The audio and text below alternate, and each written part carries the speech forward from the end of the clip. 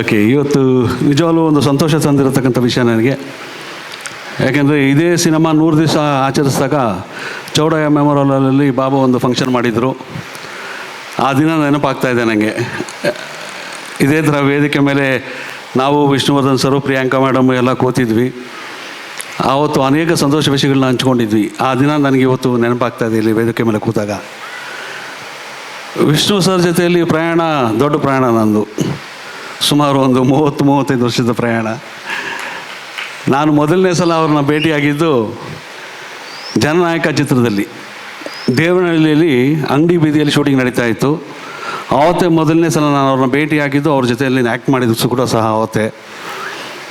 ಆವತ್ತು ಶುರುವಾಗಿದ್ದ ಪ್ರಯಾಣ ಹಾಗೆ ಸಹ ಕಲಾವಿದನಾಗಿ ಅವ್ರ ಜೊತೆಯಲ್ಲಿ ನೆಗೆಟಿವ್ ಕ್ಯಾರೆಕ್ಟರ್ಗಳು ಮಾಡ್ತಾ, ಪ್ಯಾನಲಲ್ಲಿ ಹೀರೋ ಆಗಿ ಮಾಡ್ತಾ, ಎಲ್ಲ ಥರದ ಪಾತ್ರಗಳು ಮಾಡಿಕೊಂಡು ಅವರು ತಮ್ಮನಾಗಿ ಪಾತ್ರಗಳು ಮಾಡಿ ಎಲ್ಲ ಥರದ ಪಾತ್ರಗಳನ್ನ ಮಾಡಿ 30 ವರ್ಷ ಜೀವನಗಳು ಸಾಗಿಸಿದ್ದೀವಿ. ಅವರಿಂದ ಕಲ್ತಿದ್ದು ಬಹಳಷ್ಟು ಇದೆ. ಎಲ್ಲರೂ ಹೇಳಿದಾಗೆ ಶಿಸ್ತು ಅನ್ನೋದು ಒಂದು, ಚಿತ್ರರಂಗದಲ್ಲಿ ಶಿಸ್ತು ಹೇಗಿರಬೇಕು, ಕೆಲಸಕ್ಕೆ ಹೇಗೆ ಗೌರವ ಕೊಡಬೇಕು, ಪ್ರೊಫೆಷನ್ಗೆ ಹೇಗೆ ಗೌರವ ಕೊಡಬೇಕು, ಪ್ರೊಫೆಷನ್ ಎಲ್ಲದಕ್ಕಿಂತ ಹೇಗೆ ಮುಖ್ಯ ಆಗುತ್ತೆ ಅನ್ನೋ ವಿಷಯಗಳನ್ನೆಲ್ಲ ಅವರಿಂದ ಕಲ್ತಿದ್ದು. ಹಾಗೆ ಪರ್ಸ್ನಲಾಗಿ ತುಂಬ ಸಮಯ ಅವ್ರ ಜೊತೆಯಲ್ಲಿ ಕಳೆದಿದ್ದೀವಿ. ಬಾಬು ಅವರು ಹೇಳಿದಾಗೆ ಕೋಟಿಗೊಬ್ಬ ಚಿತ್ರದಲ್ಲಿ ಆಗ ನಾನೇ ಒಬ್ಬ ಹೀರೋ ಆಗಿ ತುಂಬ ಬ್ಯುಸಿಯಾಗಿದ್ದೆ. ಆ ಪಾತ್ರಕ್ಕೆ ಬಾಬು ಅವರು ಬಂದು ಕರೆದಾಗ ಬಾಬು ನಾನು ಮಾಡಬೇಕಾ ಈಗ, ಯಾಕೆ ಬಾಬು ಅಂತೆಲ್ಲ 1-2 ಸಲ ತಡೆದೆ. ಆಮೇಲೆ ಬಾಬು ಬಂದು, ವಿಷ್ಣು ಸರ್ ಹೇಳ್ತಿದ್ದಾರೆ ದೇವನ ಇರಬೇಕು ನನ್ನ ಜೊತೆಯಲ್ಲಿ ಬಾಂಬೆಯಲ್ಲಿ, ಅದೇನು ಮಾಡ್ತೀನಿ ನಿಂಗೆ ಗೊತ್ತಿಲ್ಲ ಹೋಗಿ. ಅದು ಸೂರಪ್ಪ, ಅದು ಸೂರಪ್ಪ, ಅದು ನೀವು ತಡೆದಿದ್ದು ಸೂರಪ್ಪ ಪಿಕ್ಚರ್ಗೆ. ಸೂರಪ್ಪ ಕೋಟಿಗೊಬ್ಬ ಮಾತು ಮಾತಾಡಲಿಲ್ಲ. ಒಂದು ಜ್ಞಾಪಿಸ್ಬಿಡ್ತೀನಿ.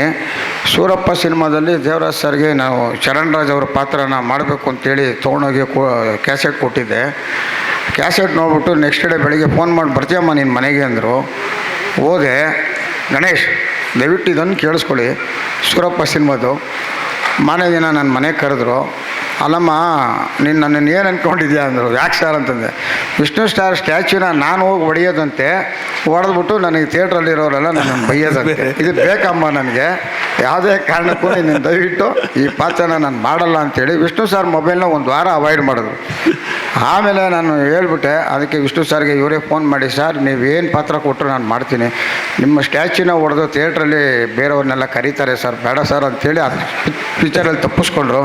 ಆದರೆ ನೆಕ್ಸ್ಟ್ ಇಮಿಡಿಯೇಟಾಗಿ ಕೋಟಿಗೊಬ್ಬ ಸಿನಿಮಾದಲ್ಲಿ ಏನೂ ಮಾತಾಡದೆ ಬಾಂಬೆಗೆ ಬಂದು ಆ ಪಾತ್ರನ ಮಾಡಿಕೊಟ್ರು. ಅದು ಅವ್ರ ಬಗ್ಗೆ ಇದ್ದಂಥ ಒಂದು ಪ್ರೀತಿ, ಒಂದು ಗೌರವ, ಅದರಿಂದ ಆ ರೀತಿ ಪಾತ್ರ ಮಾಡೋದಕ್ಕೆ ನಾನು ಒಪ್ಕೊಂಡಿರಲಿಲ್ಲ.